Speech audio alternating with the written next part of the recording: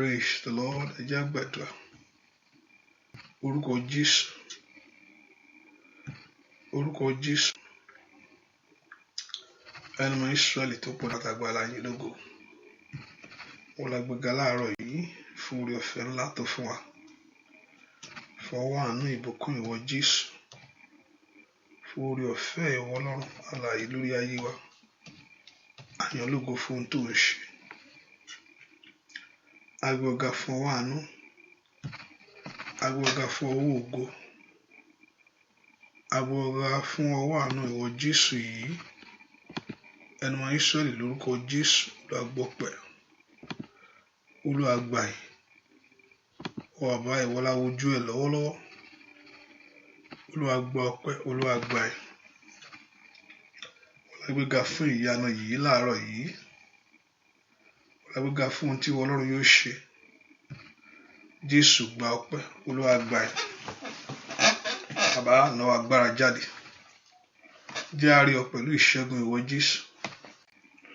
Jẹ́ a rí ọ pẹ̀lú ìdáǹdè ìwọ Ọlọ́run. A ó sì gbé ọ̀gá. A ó sì yìn ọ́ lógo.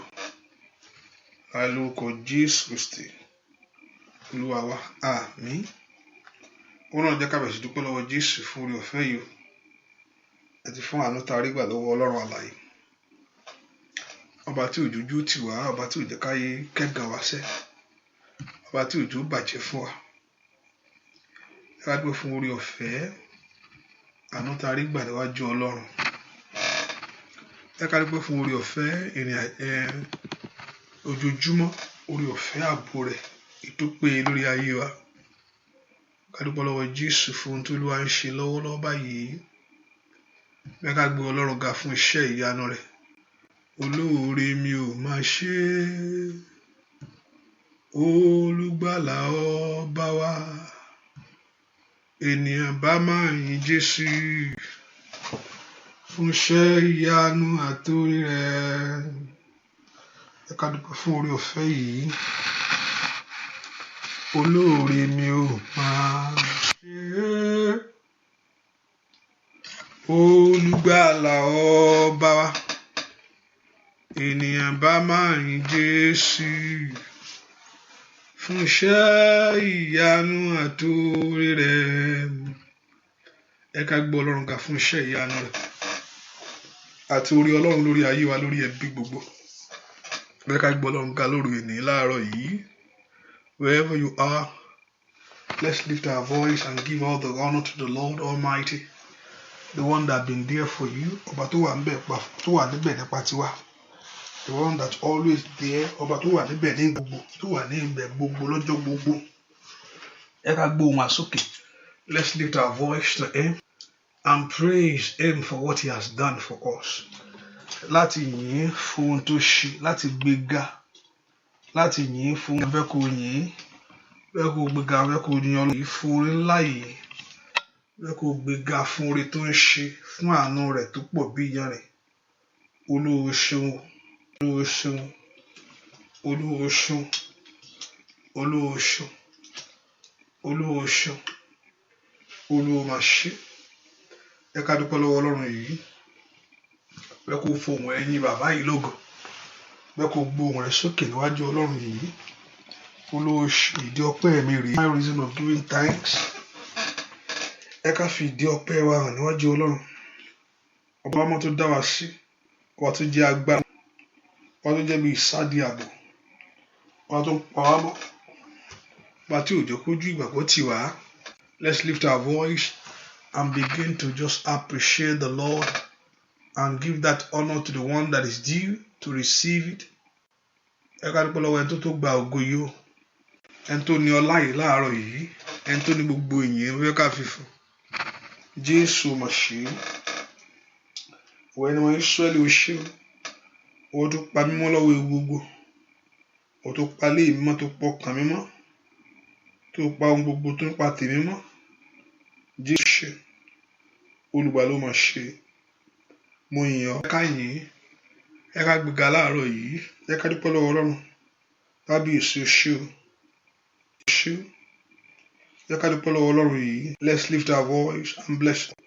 Ẹ ká gbóhùn wa sókè sí Ọlọ́run. Olúwa ṣeun láàárọ̀ mo yìn ọ́ fún ìrìn àjò ayé mi. Ṣeun láàárọ̀ mo yìn ọ́ fún oore ọ̀fẹ́ tó fún mi. Olúwa ṣeun láàárọ̀ mo yìn ọ́. Jésù mà ṣe. Jésù ṣe. Olúwa ló ṣe. Olúwa ló ṣe. Olúwa ló ṣe. Olúwa ló ṣe. Olúwa ló ṣe. Wọ́n tó pọ̀ nípa tágbára ó mà ṣe o. Wọ́n tó pọ̀ nípa tágbára ó mà ṣe o. Wọ́n tá àyìn lógo ó mà ṣe o. Wọ́n tó ní gbogbo agbára lọ́wọ́ ó mà ṣe. Wọ́n tó ní gbogbo ẹ̀yìn lọ́wọ́ ó mà ṣe. Olúwa ṣeun. Olúwa ṣeun. Olúwa ṣeun. Ẹ ká dúpẹ́ lọ́wọ́ Ọlọ́run yìí. Ẹ ká fẹ̀mí ìmoore hàn sí Ọlọ́run fún ohun tó ń ṣe lọ́wọ́, fún ohun tí ó ṣe, fún ohun tó ń ṣe lọ́wọ́, fún ohun tí ó sì ṣe nípa tiẹ̀. Olúwa ló ṣe. Olúwa ló ṣe. Ọlọ́run ẹ̀rí yóò máa ṣe o. Ọba tó pọ̀ nípa tágbára ó ṣe. Ọlọ́run ẹ̀rí mo yìn ọ́. Mo yìn ọ́, mo yìn ọ́, mo yìn ọ́, mo yìn ọ́. Dúpẹ́ lórí ọmọ. Ó fẹ́ ọpẹ́ ẹ̀. One thanksgiving from you. Ó ń fẹ́ ìyìn ẹ́ láti ẹnu wa. Ó fẹ́ ká sọ nípa ohun tó ṣe. Ó fẹ́ ká mọ rírì ohun tó dáwọ́lé nínú ayé wa. Ẹ jẹ́ ká dúpẹ́ lọ́wọ́ Ọlọ́run fún ohun tó Ọlọ́run ṣe láàárọ̀ yìí. Lift your voice and give that praise to the Lord, King, and say to him, I just want to say thank you to you, God. I just want to say, God, mo mú ọpẹ́ mi wá ni. I just want to say thank you to you. Olúwa mo wá dúpẹ́ lọ́wọ́ Ọlọ́run ni. Jíjí tó jí mi láàárọ̀ yìí. Bẹ́ẹ̀ ni, jíjí tó jí mi tọmọtọmọ, tilétilé. Jíjí tó jí wa, ó kà á kún àwọn alààyè. Jésù ṣe o. Jésù ṣe o. Olùgbà ló mà ṣe. Jésù. Olúwa ò ṣe. Olúwa ẹ ṣé. Olúwa ẹ ṣé.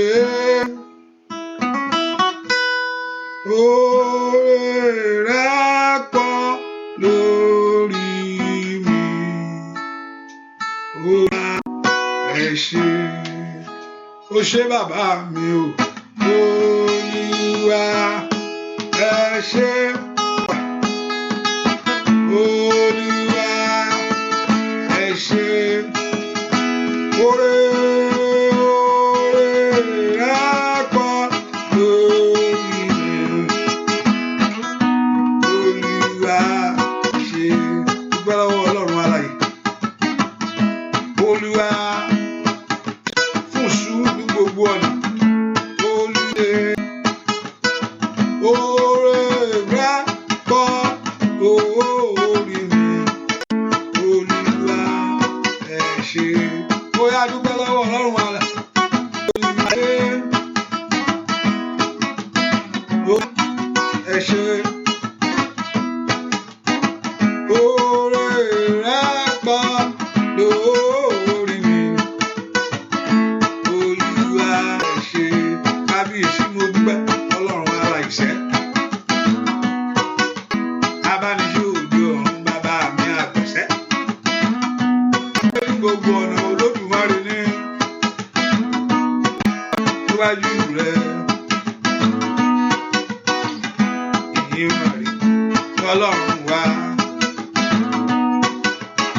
Bàbá àmọ́pẹ́ ẹ ṣé o. Olúwa àmọ́pẹ́ mi wá. Ẹ ṣé o. Ẹ ṣé o. Àmọ́pẹ́ wá bàbá wa. Ẹ ṣé o. Olúwa àmọ́pẹ́ mi wá. Ẹ ṣé o. Ẹ ṣé o. Olúwa oṣù àbá Olódùmarè bàbá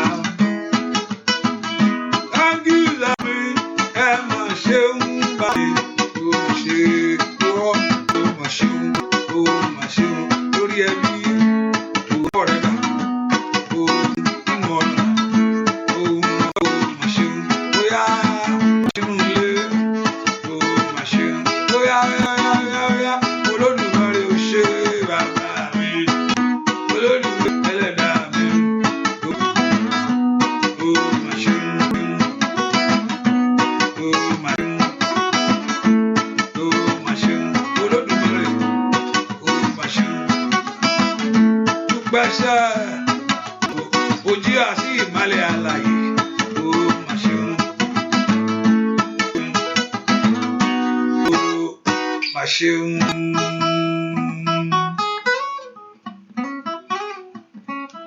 Ọlọ́run gbogbo ẹ̀ṣẹ̀ mi gbogbo.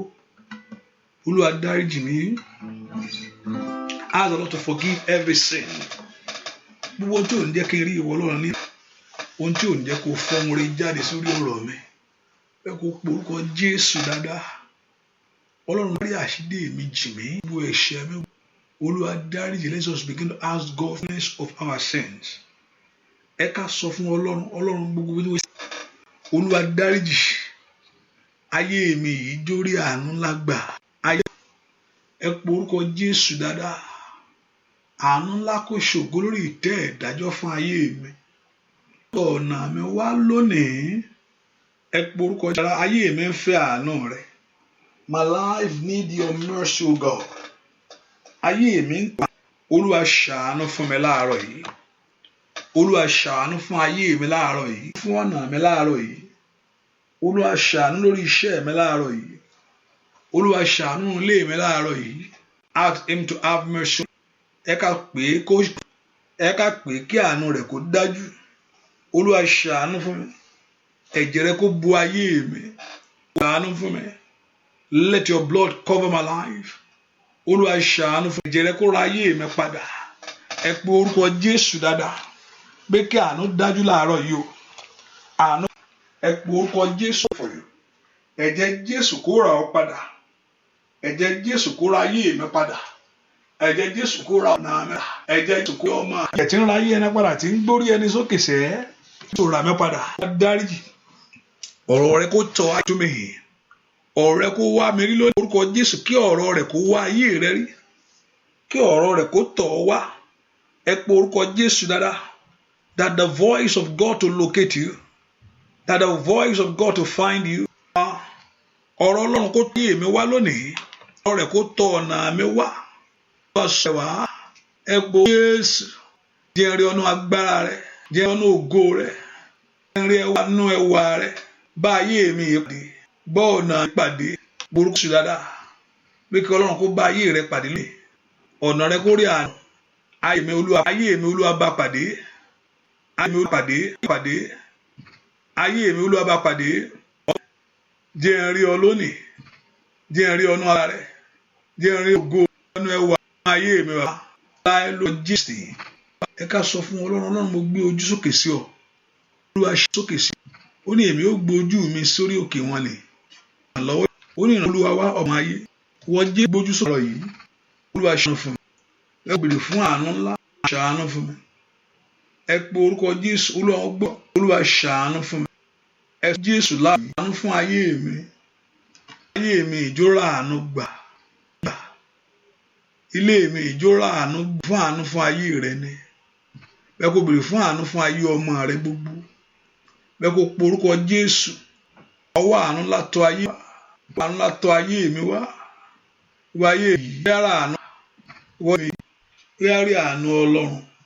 Ó láàárọ̀ yìí kí gbọ́n mi kó dópin. Ọlọ́run fún ọ láàárọ̀ yìí. Gbogbo dààmú rẹ kó dópin. Gbogbo dààmú rẹ kó dópin. Ṣàánú fún ọ̀rọ̀ yìí. Àmì ẹ̀pẹ́sù dáadáa. Wọ́n ní kó fọ wọn. Olúwa ó yá wá ayé mi rí. Àánú Olúwa wá ilé mi rí. Àánú Olúwa wá ọ̀nà mi rí. Ẹ bèrè fún àánú Olúwa láàárọ̀ yìí. Àánú tí ń gbẹ̀tọ́ ẹni fún ni. Àánú Olúwa gbẹ̀tọ́ ẹni fún ni. Gbẹ̀tọ́ ẹni fún ni. Àánú ayé ẹni kúrò ní ìyà. Somebody lift your voice and talk to God. Bí kí àánú kó dájú. Bí kí àánú kó dájú. Màsó tó kó raba ṣe kẹtìlẹ́wọ̀. Àánú Olúwa jáde fún mi lónìí. Àánú Olúwa fọhùn jáde fún ayé mi. Gbọ́ jí dáadáa. Bí kí àánú Olúwa kó hùn. Ọwọ́ àánú Olúwa kó ayé mi rí. Àánú Olúwa rí. Ẹ̀rí sùn. Ó yá mo bèrè fún àánú. Olúwa jẹ́ n rí àánú rẹ̀. Olúwa jẹ́ n rí orí ọ̀fẹ́ rẹ̀ gbà. Borúkọ Jésù. Olúwa jẹ́ n rí ìwọ Ọlọ́run. Olúwa jẹ́ kí n rí orí ọ̀fẹ́ rẹ̀ gbà. Orí ọ̀fẹ́. Kọ Jésù dáadáa. Orí ọ̀fẹ́ bàbá. Yóò ayé mi wá bàbá. Gbàdúrà orí ọ̀fẹ́ iṣẹ́ rẹ wá. Orí ọ̀fẹ́ Ọlọ́run. Orí ọ̀fẹ́ Ọlọ́run. Tọ̀ ọ̀nà rẹ wá. Bo Jésù. Wáyé ìfẹ́ ìgbà. Lónìí. Orí ọ̀fẹ́ Ọlọ́run ṣàṣepénú ayé mi. ṣe pé lọ́nà mi orúkọ Jésù dáadáa orí dájú fún mi dájú fún ọ̀nà mi ayé mi ìjọra àdúrà orúkọ Jésù Kristi Olúwa wẹ orúkọ Jésù ṣàánú fún mi Olúwa ṣàánú mi ìdààmú mi dópin lónìí lórí ìtẹ́ agbára lónìí àánú Olúwa ayé mi ìjọra àánú ìgbà Olúwa jẹ́ kí ayé mi rí àánú ìgbà ìwọ àánú Ọlọ́run wọnú ọ̀nà mi wá ìwọ àánú Ọlọ́run wọnú ìdáwọ́lé mi wá ojú ògbúdọ̀ tì mí ara ògbúdọ̀ ní ayé mi ẹ pé orúkọ ojú ògbúdọ̀ tì ọ́ ara ògbúdọ̀ tó ní ọ́ Olúwa ṣàánú fún mi jẹ́ lónìí o Olúwa ṣàánú fún mi jẹ́ kó gun ayé mi tán lónìí o Olúwa ṣàánú fún mi jẹ́ kó gun ayé mi tán lónìí o ó jẹ́ kí ayé mi ráàánú gbà o Olúwa ṣàánú fún orí ọ̀fẹ́ rẹ kó dájú fún mi orí ọ̀fẹ́ Ọlọ́run Olúwa ṣàánú fún mi kí orí mi kó gbáre Jésù Olúwa ṣàánú fún mi borúkọ Jésù dáadáa masoto prenda seke telebo makarabasoto to branda yaba àánú Ọlọ́run kó dájú láàárọ̀ yìí àánú Ọlọ́run kó dájú láàárọ̀ yìí àánú Ọlọ́run kó dájú láàárọ̀ yìí borúkọ Jésù dáadáa bóyá àánú fọhùn jáde àánú fọhùn jáde àánú fọhùn jáde ọ̀rọ̀ mi kó dayọ̀ gbọ́ àdúà lórúkọ Jésù Kristi Olúwa wẹ porúkọ Jésù gbogbo ọwọ́ ìdààmú àti gbogbo wàhálà kó Olúwa jẹ́ kí gbogbo ọwọ́ ìdààmú àti gbogbo ọwọ́ wàhálà nú ayé mi dópin lónìí gbogbo ọwọ́ ìdààmú gbogbo ọwọ́ wàhálà nú ayé mi yóò dópin gbogbo ọwọ́ ìtìjú gbogbo ọwọ́ ìṣòro nínú ayé mi yóò sọ gbogbo ìdààmú mi dópin lónìí ẹ porúkọ Jésù gbogbo ìdààmú mi lónìí yóò dópin ìwọ ẹ̀gàn mi lórúkọ Jésù ó yá sọnù lórí ọmọ porúkọ Jésù ìwọ ẹ̀gàn mi lórúkọ Jésù sọnù lórí ọmọ ìwọ ìtìjú mi dóhun ìgbàgbé ẹ pé orúkọ Jésù dáadáa gbọ́dọ̀ jásán ayé ò gbọ́dọ̀ yẹ̀yẹ́ mi o ẹ̀gàn ò gbọ́dọ̀ ṣe mí láyé ẹ pé orúkọ Jésù màkáyà abàṣátàyàwá ojú ò gbọ́dọ̀ tì ọ́ ẹ̀gàn ò gbọ́dọ̀ ṣe ọ́ ayé rẹ ò gbọ́dọ̀ dààmú ẹ pé orúkọ ayé mi ò gbọ́dọ̀ dààmú ẹ pé orúkọ Jésù ilé mi ò gbọ́dọ̀ dààmú ẹ pé orúkọ Jésù dáadáa pé ilé rẹ ò gbọ́dọ̀ dààmú borúkọ Jésù ilé rẹ ò gbọ́dọ̀ dààmú ayé mi ò gbọ́dọ̀ dààmú Olúwa ràn mí lọ́wọ́ kèmí níjà ọwọ́ ọ̀tá kó kù lára mi ràn mí lọ́wọ́ ogun kó fi mẹ́lẹ̀ gbogbo ọwọ́ ìtìjú gbogbo ọwọ́ àṣetì gbogbo ọwọ́ àmúbọ́ lórí ayé mi lónìí jó dópin ẹ porúkọ Jésù dáadáa jẹ́ kí ọwọ́ ogun yẹn dópin nínú ayé mi jẹ́ kí ọwọ́ ogun yẹn dópin ṣàánú fún mi lórúkọ Jésù Kristi Olúwa wa ẹ sọ fún Ọlọ́run náà Olúwa ayé mi ìjọra àánú gbà ṣàánú fún mi bàbá ṣàánú fún mi bàbá ká ayé mi kó lẹ́rìí ohun rere jẹ́ kánú mi kó ṣe ọ́ Olúwa pàṣẹ ohun fún bàbá o jẹ́ Olúwa wá jẹ́ kánú mi kó ẹni tó dá mi wá ṣe ohun ayọ̀ fún ayé mi bàbá ṣe ó jẹ́ kánú mi kó ṣe ọ́ alágbára o Olúwa wá ṣe ohun ayọ̀ fún mi káànú tó dájú ẹgbà níwájú Olúwa o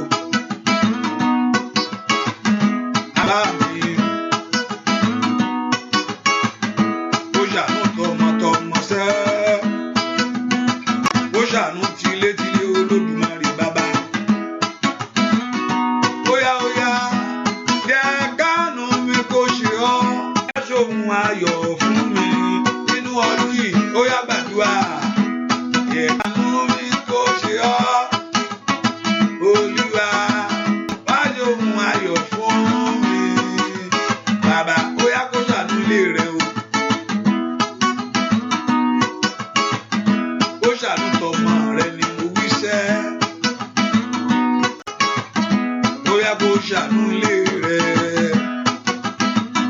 Bóyá jẹ́ kẹ́mi kó ṣe ọ́ ẹni tó dá mi wá yọ̀ fún mi. Bàbá ẹ porúkọ Jésù, ọwọ́ àánú ọwọ́ agbára sọ̀kalẹ̀ wá. Ọwọ́ àánú fọhùn jáde lọ́wọ́lọ́wọ́ báyìí. Ẹ kò porúkọ Jésù dáadáa. Ìwọ ọwọ́ àánú tí ń gba ayé ẹni ó yá fọhùn jáde nítorí ayé. Ẹ kò porúkọ Jésù pé kí ọwọ́ àánú Ọlọ́run kó sọ̀kalẹ̀ wá. Let the hand of mercy of God speak for your life. Ẹ pe orúkọ Jésù dáadáa. Ọwọ́ àánú Ọlọ́run máa bọ̀ lórí ayé mi. Ó yá tọ̀ ayé mi wá lónìí. Ọwọ́ àánú Ọlọ́run máa bọ̀ lórí ayé àwọn ọmọ mi. Tọ̀ ayé àwọn ọmọ mi wá lónìí. Ẹ kò béèrè fún ọwọ́ àánú yẹn. Ọwọ́ àánú Ọlọ́run alààyè èyí tí ń gba ayé ẹni lọ́wọ́ yà máa bọ̀ nú ayé àwọn ọmọ mi gbogbo. Ẹ pe orúkọ ayé mi kó ráàánú ìgbà lórí iṣẹ́ mi gbogbo, lórí ọ̀nà mi gbogbo, lórí ilé mi gbogbo. Ẹ béèrè fún àánú ńlá. Ẹ béèrè fún àánú ńlá. Àánú ńlá tí ń gba ayé ẹni. Àánú ńlá tí ń gba ilé ẹni. Orúkọ Jésù ṣàánú fún mi bàbá. Olúwa ṣàánú fún mi. Ojú ò gbọdọ̀ tì mí. Olúwa ṣàánú fún mi. Ayé ò gbọdọ̀ yọ̀ mí. Ẹ orúkọ Jésù. Ìwọ ọwọ́ àánú dájú fún ayé mi láàárọ̀ yìí. Ọwọ́ àánú dájú lórí ilé mi láàárọ̀ yìí. Ìwọ ọwọ́ àánú farahàn nú ayé mi lónìí. Orúkọ Jésù. Ọwọ́ àánú kó ṣẹlẹ̀ o. Orúkọ Jésù. Ọwọ́ àánú kó ṣẹlẹ̀ o. Ọwọ́ àánú ńlá kó ṣẹlẹ̀ o. Ọwọ́ àánú ńlá kó ṣẹlẹ̀ o. Lórí ilé mi. Ọwọ́ àánú ńlá kó ṣẹlẹ̀ o. Lórí ilé rẹ. Ọwọ́ àánú ńlá kó ṣẹlẹ̀ o. Orúkọ Jésù. Olúwa ṣàánú fún mi. Olúwa ṣàánú fún mi. Olúwa ṣàánú fún mi. Olúwa ṣàánú fún mi. Olúwa ṣàánú fún mi. Ẹ béèrè fún àánú ńlá. Ẹ béèrè fún àánú ńlá. Ẹ béèrè fún àánú ńlá. Ẹ béèrè fún àánú ńlá. Jésù ṣàánú fún mi. Jésù ọmọ Dáfídì ṣàánú fún mi. Jésù ọmọ Dáfídì ṣàánú fún mi. Jésù ọmọ Dáfídì ṣàánú fún mi. Olúwa ṣàánú fún mi. Ṣàánú fún ilé mi. Gbọ́ àdúà lórúkọ Jésù Kristi. Olúwa wa ẹ jẹ́ ká pe orúkọ Jésù. Ẹnìkan gbẹ́ kó gbàdúà. Ọlọ́run lóru èní. Olúwa bá mi ṣẹ́ ogun ẹ̀yìn. Ogun kí àárí ẹni máa lọ sẹ́yìn. Backwardness. Olúwa bá mi ṣẹ́ ogun ẹ̀yìn. Ogun ayé ẹni tó máa ń fa ayé ẹni sẹ́yìn. Ogun tí ò fẹ́ kí n débi tó yẹ kí. Olúwa bá mi ṣẹ́ ogun ẹ̀yìn láàrin ẹbí. Gbogbo agbára tí ń sọ ayé ẹni di èrò ẹ̀yìn. Ogun tó ń sọ ayé ẹni di èrò ẹ̀yìn. Olúwa ṣẹ́ ogun náà fẹ́ lónìí. Olúwa ṣẹ́ ogun tó ń sọ ìrìn àjò mi di èrò ẹ̀yìn. Olúwa ṣẹ́ ogun tó ń sọ ìrìn àjò ọmọ ayé ọmọ mi di èrò ẹ̀yìn. Mẹ́kọ̀ọ́ porúkọ Jésù láàárọ̀ yìí. Wọ́n tó ní mí o. Jẹ́ kí ogun tó ń jẹ́ kí ayé mi rẹ̀ tó jẹ́ kó rẹ̀yìn kó ṣẹ́ ní òru èní. Ìwọ ogun yìí ní orúkọ Jésù. Ogun tó ń jẹ́ kí ayé ẹni tó yẹ kó wà ní ipò kíní ìtàn jù sí ipò tó kẹ́yìn. Ó yẹ orúkọ Jésù. Ìwọ ogun ẹ̀yìn inú ayé mi. Ìwọ ogun ẹ̀yìn inú ọ̀nà mi. Ó yá ṣẹ́ láàárọ̀ yìí. Ó yẹ ká gbàdúrà orúkọ Jésù. Orúkọ Jésù. Ọba ńlá tó pọ̀ nípa agbára. Olúwa ṣẹ́ ogun ẹ̀yìn inú ayé mi. Ayé mi ò gbọdọ̀ rẹ̀yìn mọ́. Orúkọ Jésù dáadáa. Ayé ò gbọdọ̀ rẹ̀yìn mọ́. Orúkọ Jésù. Ilé mi ò gbọdọ̀ rẹ̀yìn mọ́. Sọ fún Ọlọ́run alààyè. Ilé rẹ ò gbọdọ̀ rẹ̀yìn mọ́. Olúwa ṣẹ́ ogun ẹ̀yìn nínú ayé mi. Olúwa ṣẹ́ ogun ẹ̀yìn nínú ọ̀nà mi. Olúwa ṣẹ́ ogun ẹ̀yìn ní ìdáwọ́lé mi gbogbo. Orúkọ Jésù dáadáa. Kí Ọlọ́run kó ṣẹ́ gbogbo ogun tí ń fa ayé ẹni sẹ́yìn. Ogun tí ń fa ayé ẹni sẹ́yìn. Ogun tí ń fa iṣẹ́ ẹni sẹ́yìn. Ogun tí ń fa ọ̀rìn. Orúkọ Jésù. Ogun tó ń sọ ayé ẹni dèrò ẹ̀yìn. Olúwa ṣẹ́ ogun tó ń jẹ́ kí n dèrò ẹ̀yìn. Olúwa ṣẹ́nu ayé mi. Ìwà ayé mi ò gbọdọ̀ rẹ̀yìn mọ́. Ìwà ayé ọmọ mi ò gbọdọ̀ rẹ̀yìn mọ́. Orúkọ Jésù dáadáa. Olúwa fún mi ní ìṣẹ́gun lọ́wọ́ ogun tí ń fa ìṣerere sẹ́yìn. lọ́wọ́ ogun tí ń fa ògo sẹ́yìn. Olúwa fún mi ní ìṣẹ́gun lọ́wọ́ ogun tí ń fa ògo sẹ́yìn, lọ́wọ́ ogun tí ń fa sẹ́yìn. Borúkọ Jésù dáadáa. Ìṣẹ́gun Ọlọ́run kó jẹ́, ìṣẹ́gun Olódùmarè kó jẹ́ tiẹ̀. Ìṣẹ́gun Ọlọ́run kó jẹ́ tiẹ̀. Ìṣẹ́gun Ọlọ́run kó jẹ́ tiẹ̀. Ìwọ ogun ẹ̀yìn wọlẹ̀, ìwọ ogun ẹ̀yìn wọlẹ̀ ní orúkọ Jésù. Ogun tí ń sọ mí dé ogun èrò ẹ̀yìn, ogun tó ń sọ ayé ọmọ mi dé èrò ẹ̀yìn ní orúkọ Jésù. Gbogbo ohun tó yẹ kó gbéṣe láàárọ̀ táyé ní kó máa ṣe láyé, ó yá ní orúkọ Jésù. Gbogbo tó yẹ kó ti ní lọ́sàn-án táyé ò fẹ́ kó ní, ẹ pe orúkọ Jésù. Gbogbo tó yẹ kó ti wà láyé táyé ò fẹ́ kó wà, Olúwa ṣẹ́ ogun èrò ẹ̀yìn náà ayé. Ẹ pe orúkọ Jésù dára. Olúwa ṣẹ́ ogun èrò ẹ̀yìn náà ayé mi. Ogun tí ń fa ọ̀nà mi sẹ́yìn, ẹni máa ń Ísírẹ́lì ṣẹ́. Ogun tí ń fa ayé sẹ́yìn, ẹni máa ń Ísírẹ́lì ṣẹ́. Ogun tí ń dá ayé mi dúró, ẹni máa ń Ísírẹ́lì ṣẹ́. Ogun tó jẹ́ kó jẹ́ nǹkan tó yẹ kó jẹ́, ẹni máa ń Ísírẹ́lì ṣẹ́. Olúwa mo bọ́ ogun ẹ̀yìn wí nínú ayé mi o, nínú ayé àwọn ọmọ mi gbogbo. Mo bọ́ wí, mo bọ́ wí. Mo kàtáyà làwà, má kò lè mọ̀ sútàyà. Sátánì Olúwa bọ́ wí ní orúkọ Jésù. Orúkọ Olúwa bọ́ wí. Sọ fún Ọlọ́run, Olúwa bá ogun náà wí. Jésù, Olúwa bá ogun náà wí. Olúwa bá ogun náà wí. Olúwa bá ogun náà wí. Láàárọ̀ yìí, thank you my Father. Gbọ́ àdúrà lórúkọ Jésù. Olúwa wa bá Sátánì wí. Bá Sátánì wí nínú ayé mi. Jésù Olúwa jẹ́ agbára ìyanu rẹ̀. Ó bá mi bá Sátánì wí. Bàbá, ó yá gbàgbé láàárọ̀ yìí. Bá Sátánì wí. Bá Sátánì wí nínú ayé mi. Jésù Olúwa jẹ́ agbára ìyanu rẹ̀. Tó bá mi bá Sátánì wí. Bàbá, ọwọ́ rẹ̀ dà. Bá Sátánì wí. Bá Sátánì wí nínú ayé mi. Lórí iṣẹ́ rẹ̀. Jésù Olúwa jẹ́ agbára ìyanu rẹ̀. Tó bá mi bá Sátánì wí. Bàbá, ó yá gbàdúrà sẹ́. Bá Sátánì wí. Bá Sátánì wí nínú ayé mi. Jésù Olúwa jẹ́ agbára ìyanu rẹ̀.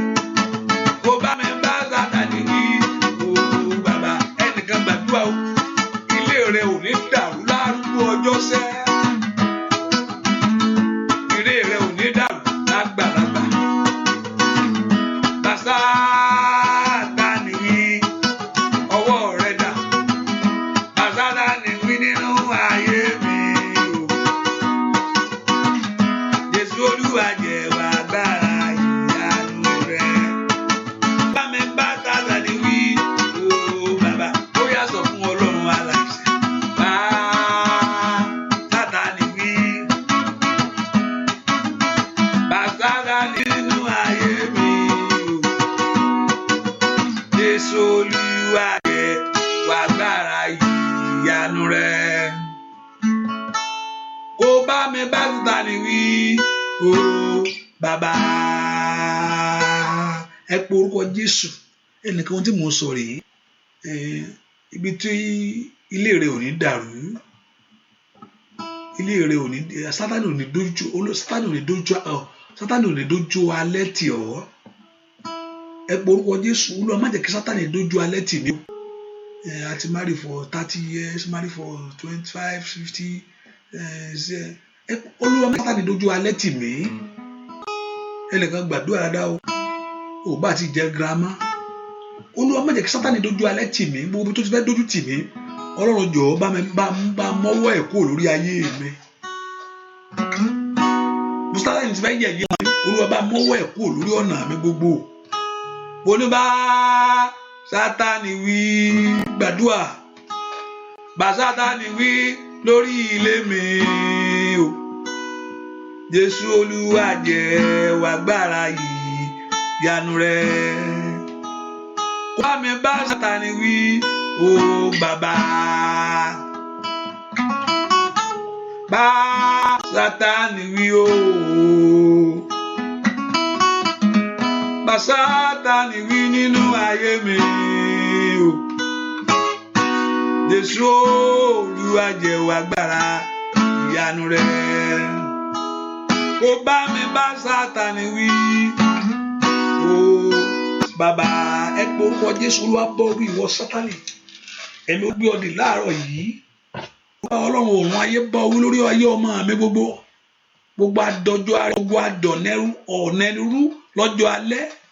Ogun adójútì ẹni lọ́jọ́ alẹ́ nígbà tí wọ́n pé èèyàn máa sinmi. Ogun tá a dójú ta yé ẹni, ogun ayẹyẹ ayé ẹni nígbà tó yẹ pé ọkàn ẹni kó balẹ̀. Ẹ pe orúkọ Jésù. Olúwa bọ́ wí lónìí o. Olúwa bọ́ wí lórí iṣẹ́ mi nígbà tó yẹ kó máa jèrè iṣẹ́ yẹn. Ìkáyè mà ó lẹ̀ mà ó sàtálẹ̀ mà. Orúkọ Jésù kí ọ̀run kó bá ogun náà wí. Kí Sátánì kó wọlé àtàwọn ọmọ ogun rẹ̀. Kí ète wọn àtàbà wọn kó di asán. Ó yá ẹ lanu ẹ gbàdúrà. Ẹ sọ fún Jésù láàárọ̀ yìí. Olúwa bọ́ wí lórí ọ̀nà mi o. Olúwa bọ́ wí lórí ayé mi o. Olúwa bọ́ wí lórí iṣẹ́ mi o. Olúwa bọ́ wí lórí ọ̀nà mi. Orúkọ Jésù dáadáa. Ọlọ́run ọ̀run ayé bọ́ wí. Ọlọ́run ọ̀run ayé bọ́ wí. The Lord that created the heaven and earth rebuke you. Ọlọ́run ọ̀run àtayé bọ́ wí lórí ọ̀rọ̀ mi. Ó yá mú ọwọ́ rẹ kúrò lórí ayé mi. Mú ọwọ́ rẹ kúrò lórí ayé àwọn ọmọ yìí. Ní orúkọ Jésù. Mú ọwọ́ rẹ kúrò lórí iṣẹ́ mi. Olúwa bọ́ wí gbọ́wọ́kọ́wọ́. Ọwọ́ tí ń dààmú ayé ẹni. Ó yá ọwọ́ náà jáde. Ọwọ́ tó mú ayé ẹni tó fi ẹ̀gàn ṣe ayé ẹni. Ẹ pe orúkọ Jésù. Ìwọ́wọ́ ogun. Ìwọ́wọ́ ìtìjú. Ìwọ́wọ́ gbèsè. Ẹ pe orúkọ Jésù dára. Kí gbogbo ọwọ́ kọ́wọ́. Gbogbo ọwọ́ tó fẹ́ gba àlàáfíà sọnù. Gbogbo ọwọ́ tí ò fẹ́ kó jẹ wọn mọ́. Èyí tí ò fẹ́ kó gbádùn ògo. Èyí tí ò fẹ́ kó rírí Olúwa. Èyí tí ò fẹ́ kó débilẹ̀ lérí. Ọwọ́ ajé ayé ẹni níyà. Ọwọ́ àfi ọ̀gàn àṣẹ ayé ẹni. Ìwọ́wọ́ tí ń dààmú mi kú. Ìwọ́wọ́ tí ń yọ ayé mi. Ask God to remove that hand of failure from you, that hand of disappointment from your life. Ask him to remove that very hand from you. Bẹ́ẹ̀ sọ fún Ọlọ́run kí ọwọ́ náà kó jáde. Ìwọ́wọ́ tí ò fẹ́ kí àlàáfíà kó dé. Ọwọ́ tí ò fẹ́ kí àlàáfíà kó jọba. Ọwọ́ tí ò fẹ́ kí àlàáfíà kó fọhùn. Olúwa mú ọwọ́ ìkàyàn kúrò nínú ayé mi. Olúwa mú ọwọ́ ìkàyàn kúrò nínú ayé mi. Olúwa mú ọwọ́ ìkàyàn kúrò nínú ayé mi. Gbọ́ àdúrà lórúkọ Jésù Kristi. Olúwa wa ohun tí mo béèrè bàbá Jésù ṣe fún mi. Jésù ṣe fún mi bàbá. Ohun tí mo béèrè bàbá Jésù ṣe fún mi. Jésù ṣe fún mi o bàbá. Ohun tí mo béèrè bàbá Jésù bóyá ṣe fún mi. Jésù ṣe fún mi.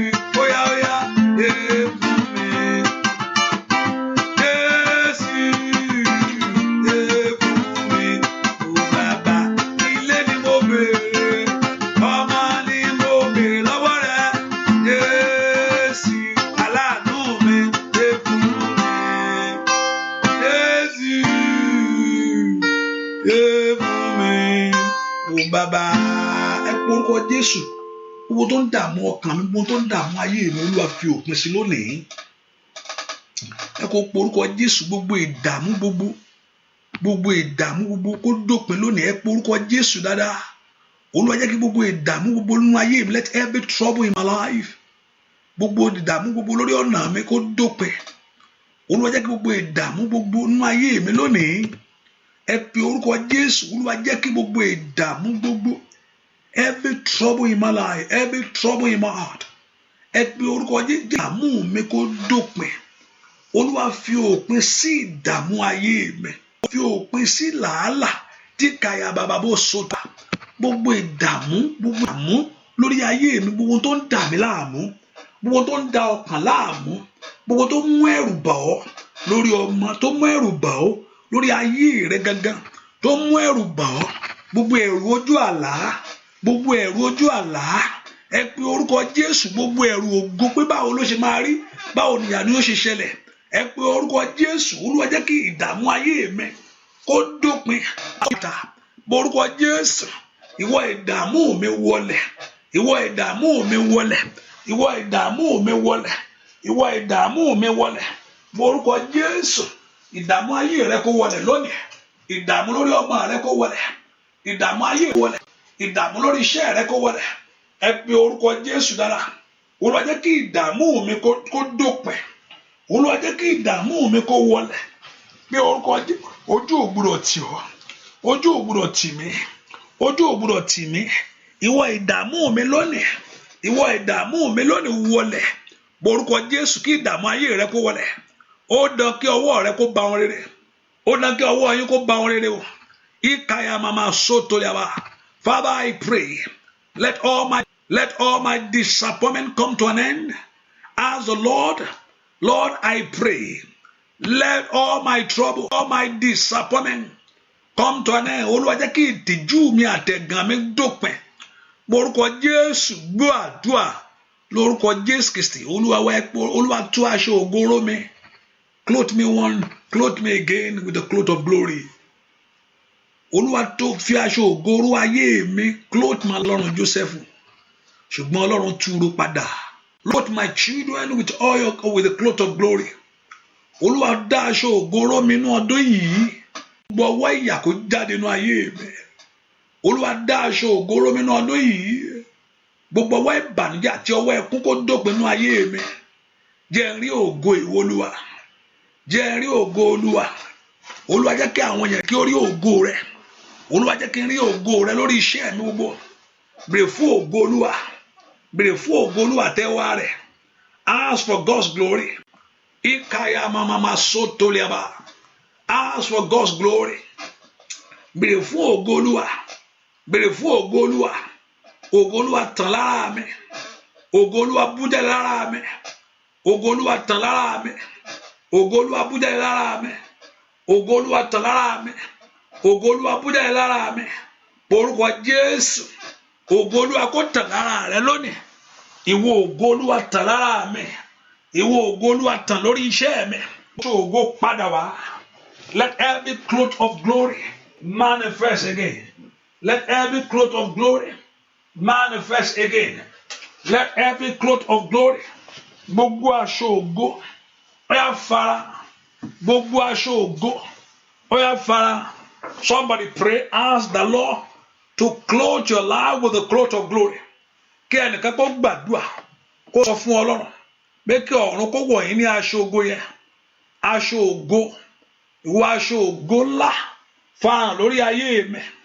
Ìwọ aṣọ ògo farahàn lórí ọ̀nà mi gbogbo. Ìwọ aṣọ ògo farahàn nínú ayé àwọn ọmọ mi. Somebody pray that Lord should clothe your life with glory. Olúwa wọ̀ mí ní aṣọ ògo ńlá. Olúwa wọ̀ ìpín mi ní aṣọ ògo ńlá. Ask the Lord to clothe you. Ask the Lord to clothe you. Sọ fún Ọlọ́run kọ́lọ́run kó wọ̀ ọ́ ní aṣọ ògo yẹn. Olúwa wọ̀ mí ní aṣọ ògo. Olúwa wọ̀ ayé mi ní aṣọ ògo. Mi ò gbọdọ̀ dààmú.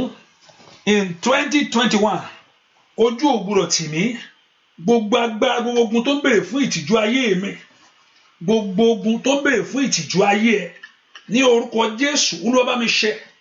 Gbogbo ogun tó ń bèrè fún ìdààmú ayé mi. ogun tó béèrè fún ogun tó béèrè fún ìtìjú ayé rẹ lónìí, ogun tó ní kí ìtìjú ṣe ọ́ ní orúkọ Jésù, ogun tó ní kó jásàgàn fún ọ, gbogbo ogun tí ń béèrè fún ìtìjú, gbogbo òpó tí mo wà èyí tí ń béèrè fún ìtìjú, orúkọ Jésù Olúwa ṣẹ́ ogun náà, Olúwa ṣẹ́, àṣẹ wọlé ní kó ṣẹ́, Olúwa ṣẹ́ ogun náà, Olúwa ṣẹ́ ogun náà, gbogbo tó ń béèrè fún ìtìjú ayé mi lónìí, gbogbo tó ń béèrè fún ìtìjú náà ayé àwọn ọmọ mi, Olúwa ṣẹ́ ogun náà, àṣẹ wọlé ní kó ṣẹ́, bá ogun náà wí, ìwọ ogun yóò gbọ́dọ̀ gbérí mọ́, ìwọ ogun aṣọ ayé ẹni dèrò ẹ̀yìn kò gbọ́dọ̀ gbérí mọ́, orúkọ Jésù, the Lord should give you victory over every battle of your life, over every battle of your life, over every disappointment of your life. Orúkọ Jésù, ẹ fún mi ní ìṣẹ́gun lórí ogun ayé mi yìí, ẹ fún mi ní ìṣẹ́gun lórí ìdààmú mi yìí. I want to give you victory ní orúkọ Jésù. Gbọ́ àdúrà lórúkọ Jésù Kristi. Olúwa ẹ pé orúkọ Jésù. Let all my expectations manifest. Ẹ jẹ́ gbogbo ìrètí mi gbogbo fún ohun rere jẹ́ kó farahàn fún mi. Bẹ́ẹ̀ kó porúkọ Jésù dáadáa. Olúwa jẹ́ kí gbogbo ìrètí mi gbogbo fún ohun rere kó di mímọ̀ fún mi. Bẹ́ẹ̀ kó porúkọ Jésù níbi tó wà. Ẹni máa Ísírẹ́lì jẹ́ kí gbogbo ìrètí mi gbogbo fún ohun rere kó di mímọ̀ fún ayé mi. Ìrètí mi ò gbúdọ̀ bọ́ omi, ojú ò gbúdọ̀ tì mí. Ó yá màmá, ojú ò gbúdọ̀ tì ọ́, ìrètí rẹ ò gbúdọ̀ bọ́ omi, ayé ò gbúdọ̀ yọ̀ ọ́. Ó yá porúkọ Jésù, ìrètí mi ó yá di mímọ̀ fún mi, ìrètí mi di mímọ̀ fún mi, ìrètí mi di mímọ̀ fún mi. Porúkọ Jésù, kí ìrètí rẹ kó di mímọ̀ fún ọ. Porúkọ Jésù dáadáa, ìwọ ìrètí mi di mímọ̀ fún mi, ìwọ ìrètí mi di mímọ̀ fún mi. Let all my expectations manifest to me. You said in your word that the expectation of the righteous shall not be cut short. Pray that your expectation to come to you. Porúkọ Jésù, kí ìrètí rẹ kó jáde fún ọ. That expectation of your heart to manifest to you. Gbogbo bí tó ti ń retí Ọlọ́run kó dìde fún ọ bẹ́ẹ̀. Ojú ò gbúdọ̀ tì mí. Porúkọ Jésù, ojú yẹn yìí. Let all their expectation, gbogbo ń tẹ́ ẹrù fún rere, gbogbo ń tẹ́ ń wá fún rere. Ní orúkọ Jésù kó di mímọ̀. Ní orúkọ Jésù kó di mímọ̀. Ní orúkọ Jésù kó di mímọ̀. Ní orúkọ Jésù kó di mímọ̀. Gbogbo tẹ́ ń rò fún rere, gbogbo tẹ́ ń béèrè fún rere. Ní orúkọ Jésù kó di mímọ̀. Ìrètí yóò gbọ́dọ̀ bọ́ omi, kò ní bọ́ sí omi, kò ní bọ́ sí omi. Orúkọ Jésù dára, kò gbọ́dọ̀ bàjẹ́, mi gbọ́dọ̀ mọ́fo lórí iṣẹ́ tí mo retí láti rí gbà, lórí ìwé ìgbélú tí mo retí láti ní, kò gbọ́dọ̀ bọ́ omi. Ní orúkọ Jésù, ẹ gbàdúrà sẹ́, mo ní kò gbọ́dọ̀ bọ́ omi. Gbogbo ń tẹ́ ti retí, in any area that you have believed God, that you have trusted Him, that you have put your hope in Him, kò gbọ́dọ̀ já sásán, kò gbọ́dọ̀ já sásán. Ìrìn àjò mi ò gbọ́dọ̀ bàjẹ́. Ní orúkọ Jésù, sọ fún Ọlọ́run, ìrìn àjò rẹ ò gbọ́dọ̀ bàjẹ́. Ọwọ́ ọ̀tá ò gbọ́dọ̀ borí, ọwọ́ ogun ò gbọ́dọ̀ borí, ọwọ́ ìkà ènìyàn ò gbọ́dọ̀ borí. Borúkọ Jésù, ojú ò gbọ́dọ̀ tì mí. Borúkọ Jésù, ayé ò ní yọ̀ mí, ayé ò gbọ́dọ̀ yọ̀. Ní orúkọ Jésù, kò gbọ́dọ̀ yọ̀ ọmọ rẹ. Gbọ́ àdúrà lórúkọ Jésù Kristi Olúwa wa. Borúkọ Jésù, bàbá jẹ́ kí n tẹ́gbẹ́. Borí Jésù jẹ́ kí n tẹ́gbẹ́ o. Bàbá jẹ́ kí n tẹ́gbẹ́. Jésù jẹ́ kí n tẹ́gbẹ́ o. Nídìílé bàbá, nídìílé ìyá o. Lójú má tì mí, fún mi lọ́rọ̀ sọ. Bàbá jẹ́ kí n tẹ́gbẹ́. Óyá.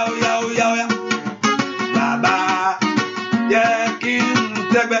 Ó gbúdọ̀ rẹ̀ yìí. Jésù jẹ́ kí n tẹ́gbẹ́ o. Bàbá jẹ́ kí n tẹ́gbẹ́. Ọlọ́run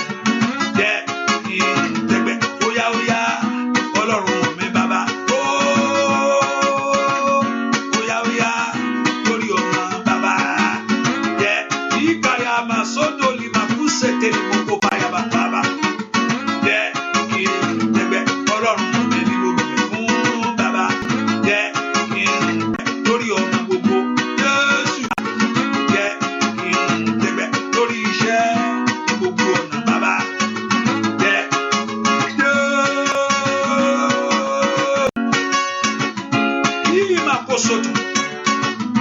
Ó dá o, ó nira kó tẹ́gbẹ́ lórí ọmọ gbogbo bàbá. Yẹ kí n tẹ́gbẹ́ lórí ilé, lórí ẹbí bàbá. Ìlì máa kó sódò lè máa kà. Jésù ní bàbá. Yẹ kí n tẹ́gbẹ́ óyá Ọlọ́run mi bó bẹ̀bẹ̀ bàbá. Yẹ kí n tẹ́gbẹ́ óyá Ọlọ́run bó kékeré lọ bàbá. Yẹ kí n tẹ́gbẹ́. Ẹ porúkọ Jésù. Olúwa jẹ́ kí n tẹ́gbẹ́ mú mi ju ẹgbẹ́ lọ. Olúwa mú mi tẹ́gbẹ́, ọmọ mi tó tẹ́gbẹ́ gbogbo tó yẹ kó máa ṣe táyé ò fẹ́ kó máa ṣe. Gbogbo tó yẹ kí màmá gan máa ṣe, that thing that you supposed to have. Olúwa jẹ́ kí n ní ohun tó yẹ ká yé mi ní.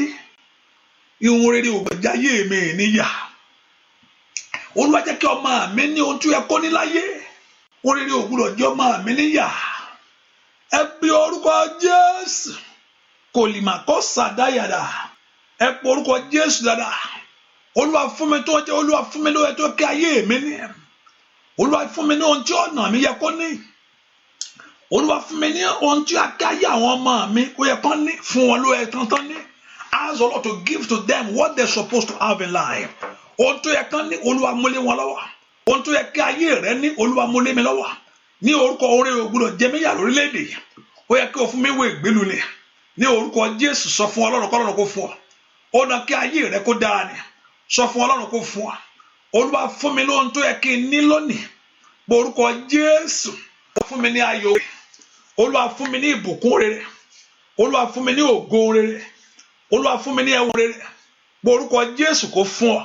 Látòní lọ kó fún ọ lóhun rere. Oore kó ṣẹlẹ̀ nínú ayé. Gbọ́ àdúà lórúkọ Jésù Kristi. Olúwa wẹ pé orúkọ Jésù. Ìwọ ọ̀rọ̀ mi kó dayọ̀. Ọ̀rọ̀ mi jó dayọ̀. Má jẹ́ kí ọ̀rọ̀ mi bọ́ sẹ́kún.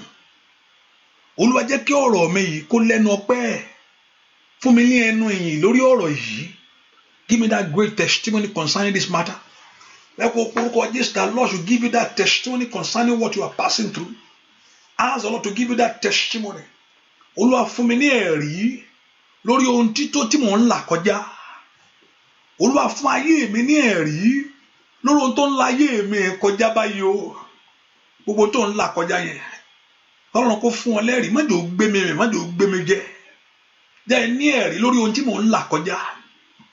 I don't know what you are passing through. I don't know what you are passing through you. Lórí yìí, ní orúkọ Jésù ilé mi ò gbúdọ̀ wò ó. Bẹ́ẹ̀ ni, mo ò lè máa ṣáìdà. Tó gbọ́ tì mí, ayé ò gbúdọ̀ béèrè pé Ọlọ́run mi dà bàbá. Máa jẹ́ káyé béèrè pé Jésù mi dàṣẹ́ tí kò fi ràn mí lọ́wọ́. Ojú ò gbúdọ̀ tì mí. Ó yẹ pé orúkọ Jésù, ayé ò gbúdọ̀ yọ̀ mí. Ó yẹ Olúwa dìde náwó agbára rẹ̀. Olúwa dìde náwó ìṣẹ́gun rẹ̀. Olúwa dìde náwó ògo rẹ̀. Ojú ò gbúdọ̀ tì mí. Ayé ò gbúdọ̀ béèrè pé ìwọ dà. Ayé ò gbúdọ̀ béèrè pé ìwọ dà. Ayé ò gbúdọ̀ béèrè pé ìwọ dà. Ayé ò gbúdọ̀ béèrè pé ìwọ dà. Ayé ò gbúdọ̀ béèrè pé ìwọ dà. Dìde náwó agbára. Dìde náwó ògo. Dìde náwó ẹwà jáde. Dìde náwó ìbùkún. Orúkọ Jésù. Kí Ọlọ́run kó náwó ògo jáde. Kó náwó ẹwà jáde. Ayé ò gbúdọ̀ béèrè pé òun dànù ayé rẹ o. Gbọ́ àdúà lórúkọ Jésù Kristi. Olúwa wẹ pé orúkọ Jésù láàárọ̀ yìí. Jẹ́ n rí ẹ̀rí tèmi. Let me see my testimony. Láàárọ̀ ìyàdúà mi jó gbà. Olúwa, ask the Lord Jehovah God to answer your own prayer this morning. Olúwa jẹ́ kí àdúrà mi gbà. Oore kó ṣẹlẹ̀ sí mi. Olúwa jẹ́ kí àdúrà mi gbà. Omijé mi jó tán lónìí. Olúwa jẹ́ kí àdúrà mi gbà. Oore jẹ́ káyé bá mi kí ọ, jẹ́ káyé kí mi kú oríire. Yé tèmi láṣẹ pé. Yé tèmi láṣẹ yè. Ó yẹ kó sùn òsùn. Kàrá ilé mi bá mi gbé Jésù ga. Ó yẹ kó máa lọ bí iṣẹ́ onírin jẹ́ kí sáré gbàdúrà. Kí gbogbo ènìyàn kí mi kú oríire.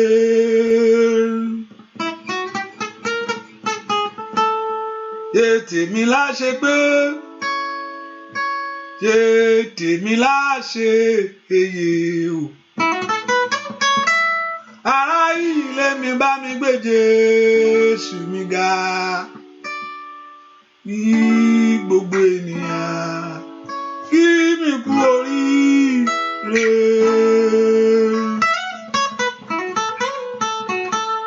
Ṣé tèmi láṣẹ pé ṣé tèmi láṣẹ èyí Ẹlẹ́dàá mi. Ẹbí tààrà mi bá mi gbèjè ìgbàsẹ́ kí gbogbo ènìyàn kí mi kú oríire nínú ọdún kí gbogbo ènìyàn kí mi kú oyáyáyá lórúkọ Jésù kí gbogbo ènìyàn kí ó kú oríire lórí ọmọ o kí gbogbo ènìyàn kí mi kú oríire lórí ara mi kí gbogbo ènìyàn kí mi kú.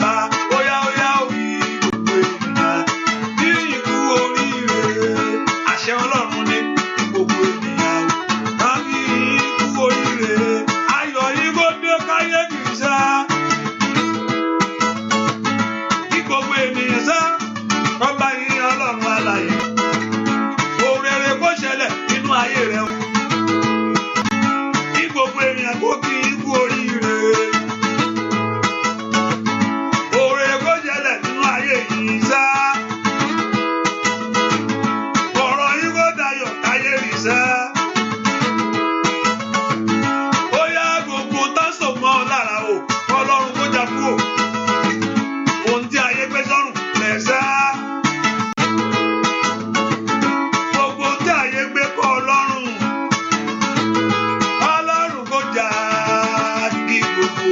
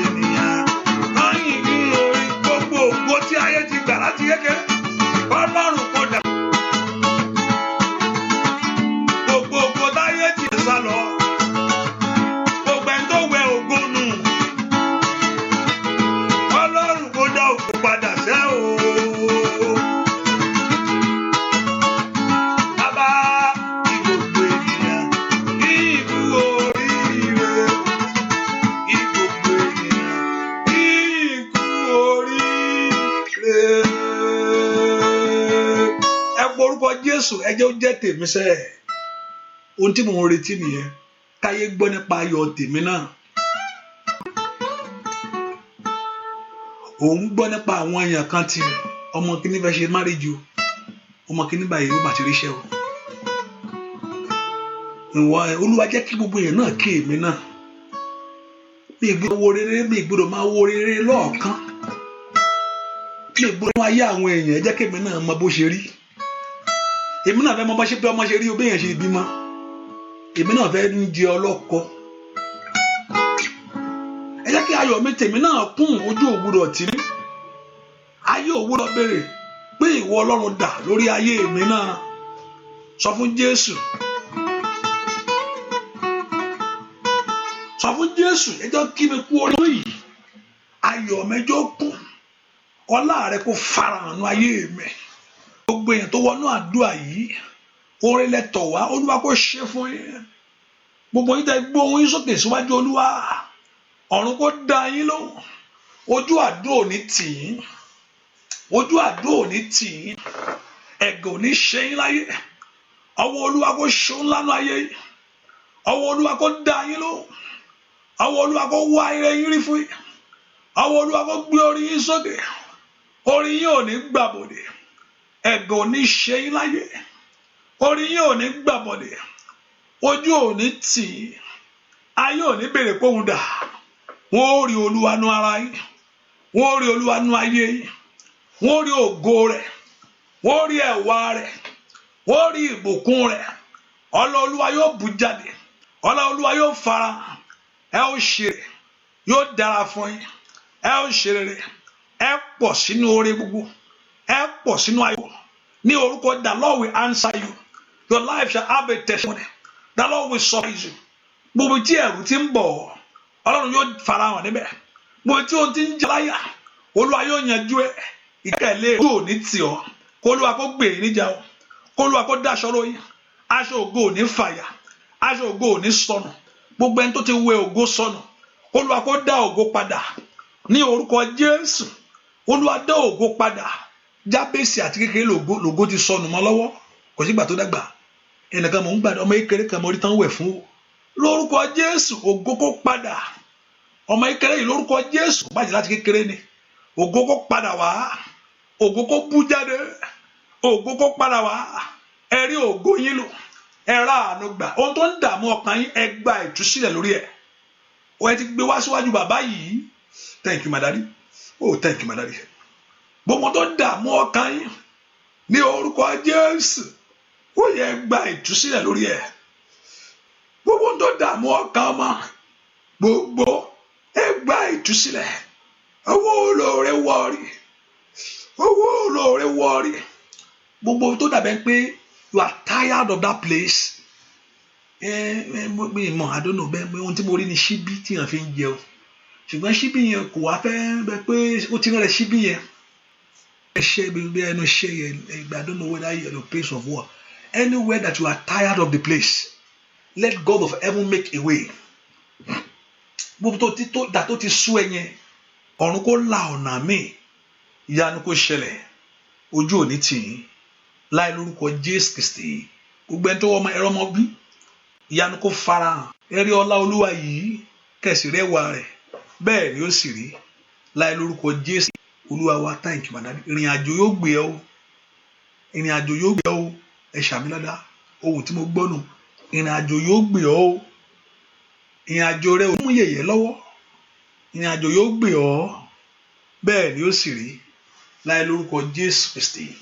Olúwa tó lùgbàlà wa àmín àmín àmín lórúkọ Jésù hallelujah praise the Lord praise the Lord ẹ ká fi sọ pé àdúrà yóò tẹ̀síwájú láàárọ̀ fà tàbí ní English section ní èní there will not be English section in the evening like go now no it's always going to be in the morning yes and by God's grace I will announce to us I'll give us the day and announce to us àdúrà ta níwájú I know the Lord Jehovah God will answer us ní Ọlọ́run á dáhùn ànígbà gbàdúrà Ọlọ́run ayé omi ìsúnmọ́ kó lóa kó yẹ omi ìsúnmọ́ ẹ̀jẹ̀ rẹ kó wọnú mi lọ kó mú ìwòsàn àti ìmúláradá wá kí ọkàn àwọn yẹn kó balẹ̀ kí inú wọn kó dùn bẹ́ẹ̀ ni ó sì rí láì lórúkọ Jésù Kristi Olúwa wa àmín àmín lórúkọ Jésù. Orí ọ̀fẹ́ Ọlọ́run kó bá yín gbé o orun yín kó jẹ́ orun dídùn jíjáde láàárọ̀ yìí àti wọlé kó já síre o ẹ ní ṣìrìn ẹ sì ní ṣe tẹ̀tẹ̀ bẹ́ẹ̀ ni ó sì rí Jésù Olúwa wa àmín àmín àmín lórúkọ Jésù. God bless you. Thank you for being here. God bless you. Bye bye. See you.